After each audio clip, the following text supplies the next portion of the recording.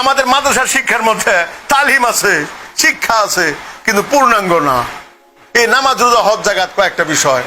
আল্লাহ পাক বলছেন জমিন মাটি নিয়ে গবেষণা করতে, আকাশ নিয়ে গবেষণা করতে, লোহা নিয়ে গবেষণা করতে, পানি নিয়ে গবেষণা করতে, পশু নিয়ে গবেষণা করতে, এবং এমন অস্ত্র আবিষ্কার করতে আল্লাহ পাক অর্ডার দিয়েছেন, ওয়া আইদুলাহুম মাস্তাতাতু মিন কুওয়া ওয়া মির রিবাতিল খাইল তুরহিবুনা বিহি আদুবাল্লাহ ওয়া আদুবাকুম। ওই মুসলমান জাতিরা এমন অস্ত্র আবিষ্কার করবা যে অস্ত্রের নাম শুনলে আমার শত্রু, তোমাদের শত্রুরা ভীত সন্ত্রস্ত হয়ে যায়।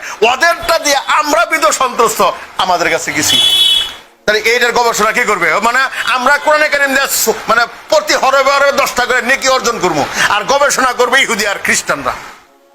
হ্যাঁ, মানে আমরা কোরআন পড়বো শুধু কিসের জন্য? সওয়াবের জন্য। কিন্তু আল্লাহ পাক যে বললেন, হ্যাঁ, তাহলে এইটার গবেষণা কেউ কে করবে? মাদ্রাসার গবেষণা নাই, যেখানে গবেষণা আছে দিন নাই। আল্লাহ পাক আমাদেরকে সঠিক বুঝদান